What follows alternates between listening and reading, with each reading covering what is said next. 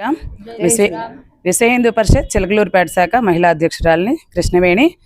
నటుడు ప్రకాష్ రాజు రాముడి మీద లక్ష్మణుడి మీద రామాయణాన్ని వక్రీకరించిన విధానం హిందువుల మనోభావాలు దెబ్బతీనే విధంగా ఉన్నాయి. వీటిని విశ్వ హిందూ పరిషత్ తీవ్రంగా ఖండిస్తూ ఉన్నది. వీడు కర్ణాటక నుంచి ఆంధ్రాకు వచ్చి పొట్టబోసుకోవడానికి వచ్చినవాడు. అట్లాగే ప్రేక్షకుల ధనంతో బతుకుతూ ఉంటే బాగుండేదేమో. కనీసం కృతజ్ఞత కూడా లేదు వెధవకి. కృతజ్ఞత కూడా లేకుండా చాలా చండాలంగా వ్యాఖ్యలు చేశాడు. వీటిని తీవ్రంగా విమర్శిస్తూ ఉన్నాం మేము. అదేవిధంగా పరమత సహనం అనేది ఓన్లీ హిందువులకు మాత్రమేనా? మిగతా వారికి అవసరం లేదా? మెజారిటీ పేరుతో హిందువుల్ని బానిసలుగా అనగదొక్కేస్తూ ఉన్నారు.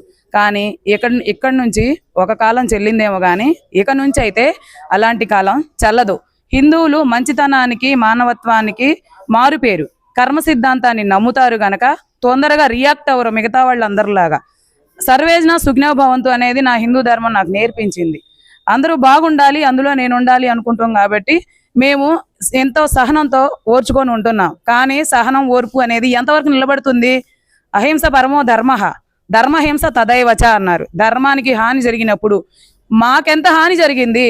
ఎస్సీ రిజర్వేషన్ల పేరుతో అన్యాయంగా ఎంత మెక్కారు. పందికొక్కులా మెక్కుతూనే ఉన్నారుగా. తినండి. మళ్ళీ విషం ఎందుకు? హిందువుల మీద విషం ఎందుకు కక్కుతున్నారు? సౌలభ్యాలు సౌకర్యాలు మా దేశంలో ఉంటూ హిందువుల సొమ్ము తింటూ హిందూ దేవాలయాల ఆదాయాలని దోచుకుంటూ కూడా మళ్ళీ హిందువుల మీదే దాడి చేస్తున్నారు. హిందువులనే బ్లేమ్ చేస్తూ మాట్లాడుతున్నారు. కానీ ఇక్కడ నుంచి ఒక ఎత్తు, ఇక నుంచి ఒక ఎత్తు. హిందువుల మీద దాడి జరిగితే హిందువులు డైరెక్ట్ గా ఎవరి మీద దాడి చేయరండి. కానీ దాడి చేస్తే మాత్రం ప్రతి దాడి ఖచ్చితంగా జరుగుతుంది. దీన్ని మిగతా వాళ్ళు కూడా ఇప్పటి వరకు ఎలాగున్నారు, మిగతా వాళ్ళు కూడా ప్రభుత్వాలైనా గవర్నమెంట్ అయినా సుమోటోగా తీసుకొని ఎందుకు యాక్షన్ తీసుకో. ఈ సందర్భంగా విశ్వ హిందూ పరిషత్ తరఫున నేను హిందువులందరినీ ఒకటే కోరడం అవుతుంది. హిందూ ధర్మాన్ని కానీ హిందువుల్ని కానీ ద్వేషించే వాళ్ళు ఎవరైనా సరే మీరు ఎంకరేజ్ చేయొద్దు. అలాగే ప్రకాష్ రాజ్ సినిమాలని బాయ్కాట్ చేసేసేయండి. ప్రతి ఒక్కరు కూడా వీళ్ళ సినిమాలని అసలు చూడవద్దు.